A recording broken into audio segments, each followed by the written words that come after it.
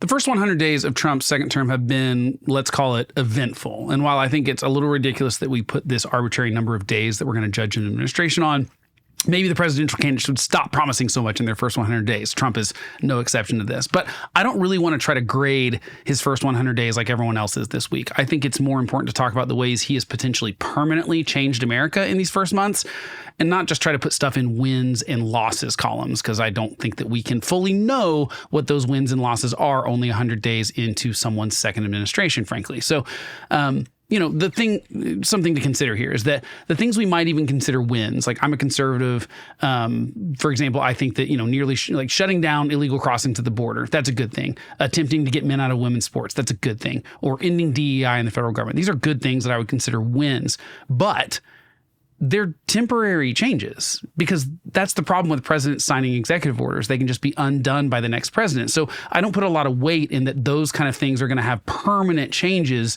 in America, because I think they're probably just going to be changes that stay for these 4 years that he's president. And if a Democrat gets elected in 2028, they're just going to undo all of that, just like Biden undid Trump stuff and then Trump undid Biden stuff. That's what we're always in for when it comes to executive orders. So I don't want to talk a lot about executive orders, because frankly, that's all Trump's done. Congress has only passed 3 things of legislation in these first 100 days. It's the Lake and Riley Act. They passed the temporary extension of the budget for fiscal year 2025, which started 6 months ago. Okay, so there's that. And then they just passed this week a sort of anti-revenge porn bill, which I think is going to be a good thing. I think overwhelmingly bipartisan. But that's it. That's all Congress has done. So everything else that Trump has done has been executive orders. And I think that most of that will not have a lot of permanence. So I don't love to talk about those things. So I want to talk about what does matter, what will matter long term, and what maybe the next 100 days might entail, even though I'm not great at predicting the future. So let's start with foreign policy, because I think this is an important area where the president actually has a lot more control, even though Americans don't seem to care about it that much. Something like 4% polled going into 2024's election said that foreign policy was an important thing they were considering. I think that number is incredibly too low, and I understand, because I'm more of a domestic person, and I understand that foreign policy is one of those things we like to say, how about you just do things and then we're going to judge based on what you've done? And I think we have a limited understanding of a lot of foreign policy and the complications of it. And I get that. It's already hard enough to keep up with the domestic stuff. So I get that paying attention to foreign policy is a problem, but I think there's some real damage that Trump has done to our standing in the whole world, because basically since World War II, we have been the leader of democracy and being pro-democracy, pro-Western democracy, and pro-capitalism. We've also been the leader sort of militarily in the world of saying, we fought the Cold War for a long time, capitalism versus communism. We also fought, obviously, we helped win World War II. We helped rebuild those countries in Europe and Japan and stuff. And so we've been a leader on the world stage for 80 plus years. And I think it's worked out very well for us economically, but Trump doesn't think so. And so he's trying to change that a little bit. So specifically the 2 foreign policy things that I think are worth looking into, because Trump promised that he'd have them solved in the first 100 days, are obviously Israel, Gaza, and Russia, Ukraine. Those are the 2, main conflicts that we are sort of involved tangentially in, or in providing weapons for. But it seems pretty obvious that in both of those situations, I think that Donald Trump just wants an end to it so he doesn't have the problem to deal with. He's not really concerned with how it happens or who really wins or loses, or even if it picks back up after he's not the president anymore. He's not really trying to get lasting peace. He just wants the fighting to stop in Ukraine so he doesn't have to deal with it. That's my opinion on things. But I think in the process of that, what he's done is capitulated a lot to Russia. He's refused, him and his administration, and most Republicans now, refuse to call Russia the bad guys in this when they clearly invaded Ukraine. So there goes our defense of small democracies, and wanting small democracies in places where they would otherwise not be, and strategic locations. So it's good to have a pro-Western democracy between the NATO countries and Russia. And that's what Ukraine essentially is a buffer between Russia and our European allies in NATO. And so it's worth, to me, looking at that situation and saying, okay, we should defend the country that is doing what we would want any democratic country that was invaded by a sort of autocratic, pure dictatorship controlled country in Russia. It's not communist technically anymore, I guess, if you could say. But and so to me, what is that signaling to Taiwan? for example. I think that this is something that Taiwan is learning, that they probably cannot trust us to step up if China invades them. And I think that will have rippling consequences throughout the world. I think there are countries in Europe that are rethinking about, would we actually come to their defense if they had to invoke Article 5 of NATO, where if they got invaded by an enemy, would we back them up? And I think these are legitimate questions that people have now, and we can't answer them honestly, because it's not just a Trump problem now. It's a problem that our allies in the world know that we are one election away from electing someone that will rip up any former treaties, that will rip up former trade agreements. And how can we ever trust that any deal we make with America will be permanent? And then there's something that Trump didn't so much do, but his administration is certainly responsible for. And I think it's actually maybe the most important foreign policy thing that's happened so far. And that's the signal gate thing.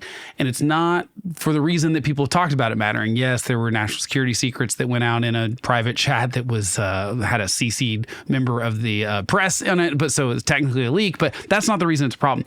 The problem is inside of that chat, J.D. Vance specifically mentions that he'll go along with this, but he just hates bailing out Europe again. And keep in mind, the whole reason the signal chat was happening was this was talking about a strike on Houthis, a terrorist group inside of Yemen, because they've been attacking ships in the Suez Canal. They've been attacking our Navy ships. They've been attacking commercial ships. And Biden was pretty feckless in defending this, but Trump's really wanted to go after these Houthis for these kind of they're an Iran proxy, and this is a problem. J.D. Vance's disdain of Europe, it's very clear that no one really, often people wonder who's the real J.D. Vance, because he says one thing in 2016, different thing in 2018, different thing when he runs for Senate, different thing when he runs for vice president. And so what's he really feel? But in this private conversation, we kind of get an insight into he really, truly doesn't like our European allies. And I think there's some fair things to say there, in that Europe has certainly maybe abused the relationship in a way that they've counted on us to be the military strength and to spend the money on our military. And they could then not spend the money on their military and spend it on social welfare programs, for example. And I think those are fair things to call out and things that we should ask them to not do, especially with Russia knocking on their back door with this Ukraine conflict. But to totally abandon them, to basically say, gosh, I really just hate bailing out Europe and destroying this terrorist group, it kind of shows that your priorities are you'd rather stick it to your friends in Europe who you feel like have kind of maybe taken advantage of a financial situation, as opposed to going after the terrorists that are firing at our ships. I mean, they're firing at U.S. service members, and J.D. Vance is more concerned with not wanting to bail out Europe. There's no way that doesn't have reverberating consequences for not just the Trump administration, but they're looking forward to, well, J.D. Vance obviously wants to run for president in 2028. Is this common in all the Republican Party? Is there a 50-50 chance that we are always going to be potentially abandoned by our American allies? And so I think people are going to have to restructure and rethink all of their alliances in the world when we are, at best, uncertainty is the thing that's going to keep coming up in this video, is that there's an uncertainty about what America will do. And people need to know what we're going to do. I've argued for a long time that I think if we're going to say someone's our ally and we're going to come to their defense, that we do it every time. Because I think what we have to do is say, if we say we're going to back you up, we are going to do that every single time, so that your enemies know if they attack you, they're going to have to deal with the consequences of us. And we've just not done that with Ukraine. We've not done that with Israel, in my opinion, completely to the way that we should. And we're obviously starting to not do it with Europe. And my point is, where does that line draw? I just think that this is going to have long-term consequences that last well beyond Trump's second term. Secondly, why would anyone share secrets with us when we're accidentally leaking them to the press in signal chats? I think it's going to be detrimental to people sharing intelligence with us that can potentially protect us from terrorist attacks and things too. So I think that this is dangerous when we stop sharing information with each other. Let's move on to the federal government, how Trump is changing the bureaucracy that is the executive branch. Trump has sort of turned the executive branch into his own personal weapon. It can punish his enemies or help his friends. And he's using the Department of Justice to go after people like Chris Krebs, for example, whose only crime was stating that there was no evidence the 2020 election was stolen. This is not a permanent bureaucracy guy. This is a guy that Trump hired in his first term to run CISA. So that seems important to me, is that he's not necessarily going after the people people that are, he didn't fire Anthony Fauci, who was a career bureaucrat.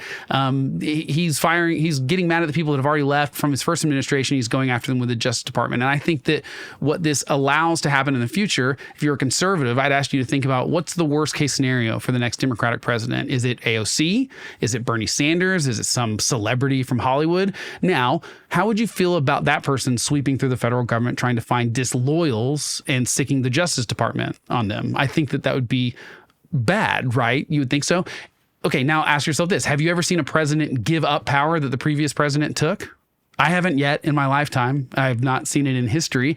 So I think it's very unlikely the next Democratic president's going to be like, you know what? This was too much power to give one man. I'm going to give it back. Congress, please take away my power.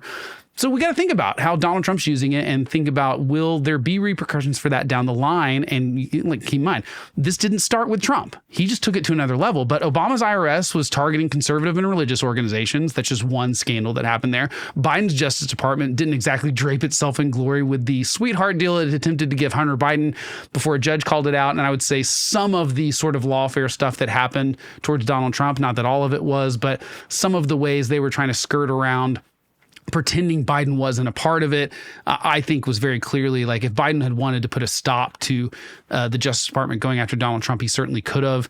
And so I don't think that this started with Trump. I just think it has escalated, and I think it will continue to escalate beyond him. So I also, believe that he does have the right goal of trying to make the federal government efficient and not woke. But I think that will probably backfire.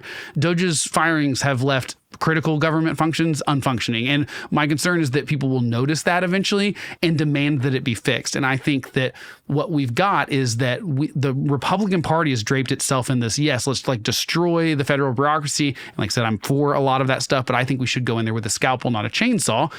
And that's unfortunately not what Elon Musk thinks. And so what I see happening is that if we go in there and break everything, Donald Trump goes in there and breaks it all down, and then people start noticing that's affecting their daily lives, Democrats will use that as an excuse to, see what happens when you try to get rid of the administrative state. So they'll use it as an excuse to strengthen that administrative state. And I could see them giving all sorts of power to bureaucracies and trying to insulate these agencies from Congress being able to hold them accountable. And I think that they're even going to be able to potentially prevent the president from keeping them accountable, even though the president's the head of this executive branch. And I could see that swing. We're not very good about finding the middle on where we should be. We keep swinging really far on these pendulum swings. And so my concern is that Democrats will use Donald Trump's sort of, I'm going to call it weaponization, because I think that's pretty fair to say what it is. If you're going to go in there and kind of take a wrecking ball to the entire executive branch, I think a lot of that is within Trump's power. I think that constitutionally he can fire pretty much anyone in the executive branch. That doesn't mean it's the wise way to do it. I think that we could potentially have a situation where Democrats are going to take that back to a further extreme than it was before Donald Trump was in office. And, one of those specific examples would be Donald Trump is trying to say he can impound any funding that Congress gives an agency, for a specific purpose, and he can repurpose that dollar amount is a ceiling that he can spend, but it doesn't mean he has to spend that money. And that's how he's trying to get away with saying, you've got this money that you proposed for USAID, and I'm saying I don't have to spend it. Now imagine a Democrat doing the same thing. Let's say there's a Republican Congress. They pass a budget that has X amount of dollars for whatever the conservative cause is. Maybe that's oil and gas, and pick it. Do you want a Democratic president being able to say the same thing? They're going to use Donald Trump's precedents for their own power grabs. And you are going to start seeing this thing where whoever's at the top of the executive branch, essentially Congress, is abdicating the power to say, do whatever you want. So until Congress actually takes back that power of the purse, I think this will continue to escalate. And I think that Donald Trump has taken it to a different level. And I'm not convinced that a Democrat won't take it to a further level than that. And then we can get to world trade, which I think is where Donald Trump has obviously made the biggest impact. I think that's where the polls are showing. Dropping this week, consumer confidence is down. He's basically upside down in every aspect. And not that polling is everything, it really isn't, but these are the polls out. And I picked Fox News just because Donald Trump loves to call things fake news. But it's pretty hard for him to call Fox's poll fake news, whatever. He can complain about the New York Times, that's fine. But looking at this, he's underwater on everything other than border security, because I think obviously he wanted the border. We basically shut down the border. Border crossings went from over 100,000 in December of 2024 to 11,000 in February of 2025. And by the way, the peak under Biden was June of 2023, I believe it was, and that was 180,000 people crossing the border. So, I mean, just like so clear that this was so easily solved. And Trump did that with executive orders. Again, though, my concern would be that he could just the next president could undo that.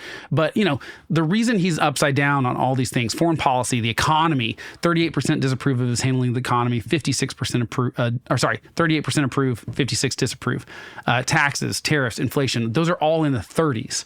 I think the reason why is because of most of this trade kind of stuff that he's been doing. So this is just what has Americans worried. Liberation Day was an absolute farce built on a ridiculously foolish way of looking at trade. Donald Trump thinks deficit means we're being ripped off by other countries. And I don't believe that that's true. And I don't think any economist believes that's true. But there's clearly no end goal here that he has in mind. And I think that's why there's so much concern here. And so again, uncertainty is the problem here in these first 100 days, is that no one knows how to plan for any of this stuff. And that's all the way down to consumers. Should I buy a new car right now? Should I not buy a new car right now? Should I get a house? I mean, and most of the sales of homes dropped. I think sales of new cars dropped. So there's been some sort of people kind of holding back on what are they going to do next. Businesses can't plan ahead. They're maybe not hiring. They don't know their supply chains are going to be affected. And so I think this is going to be the biggest problem. But here's the real funny part about all this.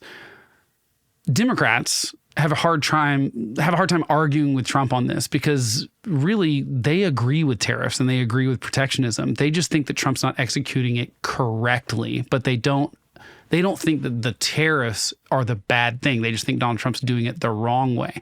So they're having a really tough time trying to talk about Trump's tariffs and why they're bad for the economy, because they like to protect these things. They're the pro-union, traditionally the party that's pro-union. They're the ones that are pro-protectionism.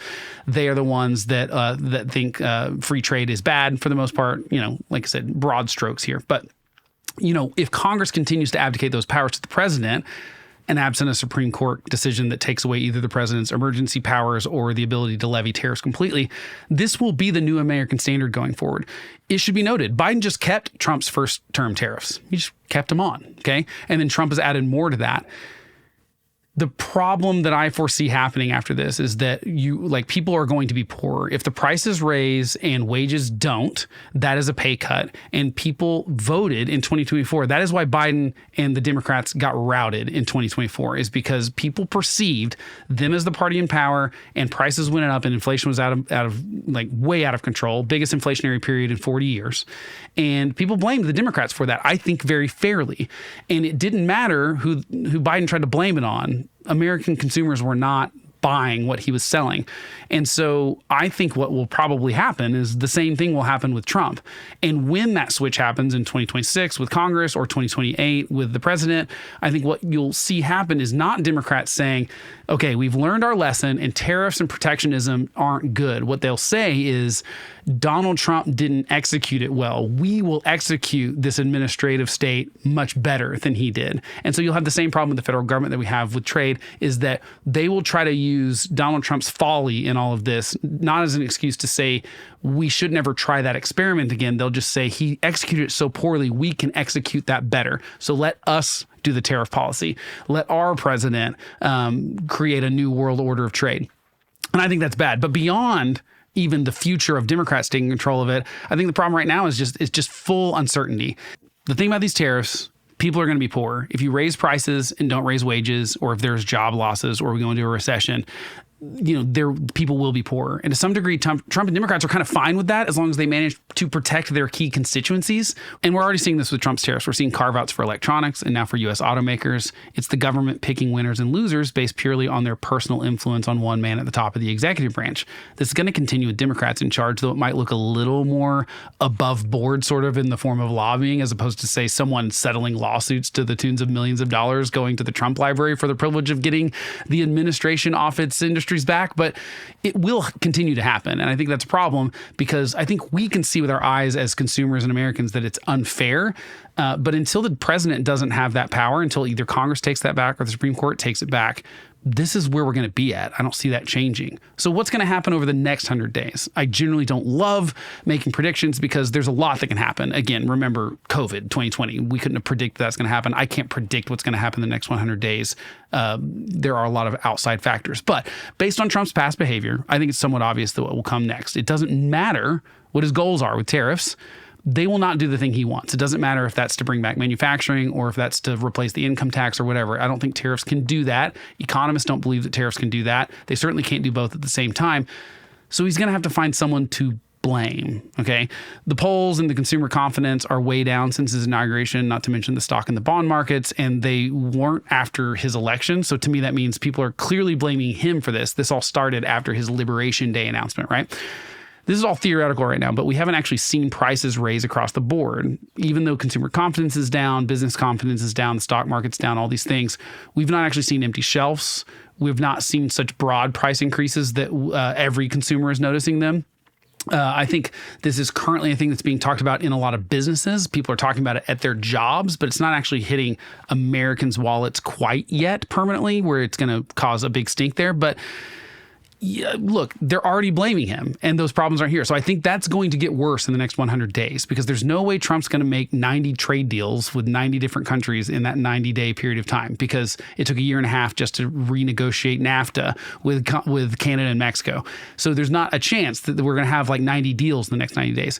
I don't think Trump will probably go ahead and redo those reciprocal tariffs because I think he's seen how the market reacted to those. And so I think he'll claim victory like he does without any details. And his side will be happy. They'll claim he was a genius all along and whatever. It won't matter. However, I don't think he can stop those problems that are going to happen inside the economy. He just can't do it. But he'll try to blame it on someone else. He won't try to course correct. I don't think he's ever done that. I don't think there's any evidence he will ever do that. I think that it will just be, who can we blame? So I think that, he'll try to blame the companies. Biden tried to do this in his administration. He tried to blame inflation on greedflation by companies, claiming that they were shrinking the size of stuff. And that's really what the problem was. Elizabeth Warren famously was saying that grocery stores were being just like greedy profit mongers, even though grocery profit margins are just so slim. It's insane how slim grocery store margins are. And also it's kind of ridiculous to think that like all the grocery stores raised their prices at the same time because they got greedy at the same time, and then they all dropped their prices at the same time because they decided not to be greedy. Greed is a constant. You always have to account for greed, okay? But the problem is, I think that Donald Trump will run up against people being angry about prices increasing, and I think inevitably he will try to do some sort of price control. This is what Nixon did in the 70s. Again, that's what you have to do. That's the natural consequences of your stupid economic actions are going to create higher prices for everyone. So to try to keep people happy, he's going to try to vilify the industries or the companies who didn't get friendly carve-outs as the problem. It happened with Amazon just this week, who was reportedly going to display what part of the cost of products price was directly due to tariffs. And the White House called it a hostile and political act. And so it's no surprise that Amazon has already backed down. This is trying to blame Amazon for a problem that the Trump administration created. So I think we'll see more of that in the next 100 days. So what do you think about Trump's first 100 days? Good, bad, ugly? You let me know. Here's a good thought experiment too, by the way, for the next 100 days. Whether you love or hate Trump, if you love him, what could he do in the next 100 days that you wouldn't like? Like, what's your line in the sand that says this would prove that his policies were a failure, or these are things that I think that would go too far for him? And if you hate him, what can he do in the next 100 days that you would praise, actually? Because I think it's important in today's tribal political environment to think about these things before they happen, and we're told how to think by our teams, right? Because that's what happens all the time, is that we just go to the side that we're on, whether we had that conviction before or not. Like, for example, if Donald Trump likes and subscribes to this page, I will praise him for that. I don't think that's very likely, but you can do that. That's one thing that can help me. So I appreciate it. Thanks for being here. I will catch you next time.